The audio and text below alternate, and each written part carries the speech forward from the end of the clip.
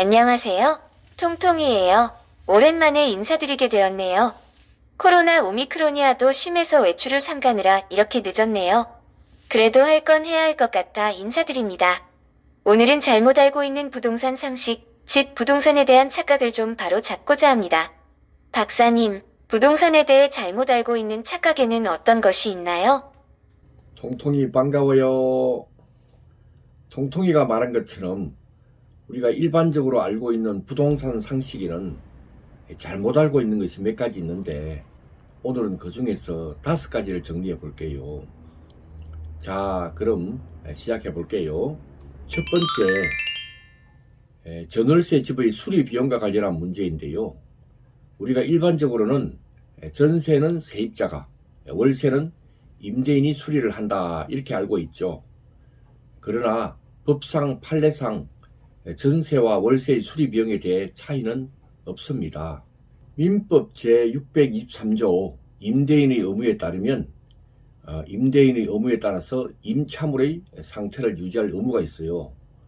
그리고 임차인의 경우는 민법 제374조에 따라서 임차한 물건에 선량한 관리자 주의 의무를 부담하게 되어 있습니다. 또 원상 회복 의무도 부담을 하게 됩니다. 즉 주요 설비에 대한 노후나 불량의 부분들, 보일러, 누수, 전기시설 등 기본적인 설비는 집주인이 수리 비용을 부담하여야 하고요. 세입자의 고의 가실이 있거나 소모품 교체, 간단한 수선, 그리고 집을 사용하는 데 지장이 없는 형광등, 샤워기 등의 교체는 세입자가 그 비용을 부담하는 것이 맞습니다. 저도 잘못 알고 있었는데 명확하게 잘 알았습니다. 또 어떤 것이 있는지 궁금하네요.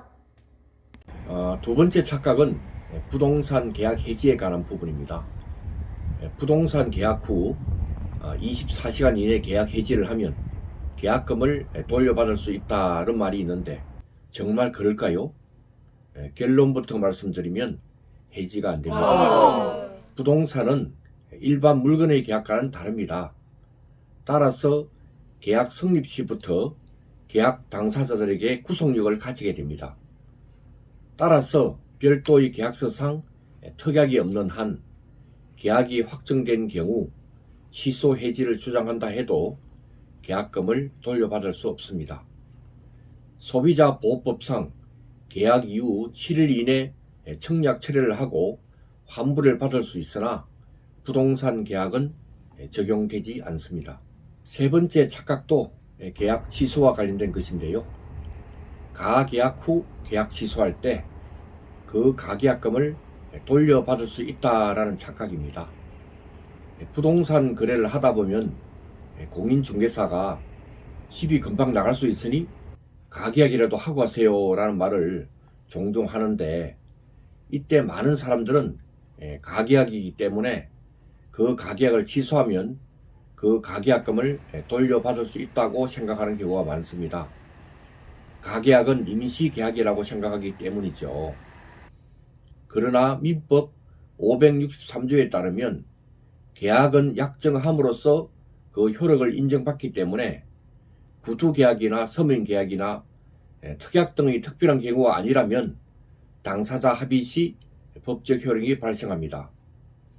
만약 예기치 못한 사유로 가계약금을 돌려받고 싶다면 계약 이후 실제 진행되지 않았을 경우 그 가계약금을 반환받는다라는 특약 등을 붙여놓는 것이 좋습니다. 오늘 정말 좋은 내용에 대해 알게 되는 것 같네요. 제가 아는 분이 전세 2년 살고 난 후 자동 연장되어 6개월이 되었는데 이사를 가게 되었다고 합니다. 이때 이 세입자가 중개보수를 부담하고 나가야 한다고 하는데 맞는 말인가요? 통통이가 참 좋은 질문을 하네요. 안 그래도 이 부분을 얘기하려고 했어요. 전세 계약의 경우에 전세 세입자는 주택임대차 보호법에 따라 2년간은 법적 보호를 받게 됩니다. 2년이 되어서 계약을 해지하려면 임대인은 임대차 기간 6개월 전부터 2개월 전까지 갱신 거절의 통지를 해야 하는데 그 통지가 없다면 임대차 계약은 동일한 조건으로 갱신된 것으로 간주하는데 이것을 묵시적 갱신이라고 합니다.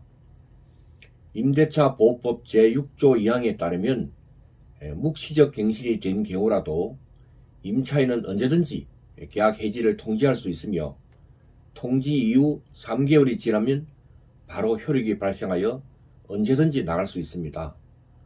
하지만 임대차 계약기간 중 세입자가 계약기간을 다 채우지 않고 나가게 될 경우 새로운 세입자를 구해야 하는 임대인이 세입자에게 중개보수를 부담하고 나가면 된다는 식으로 말하는 경우가 있는데 특약이 없는 한 임차인이 중개보수를 부담할 필요는 없습니다.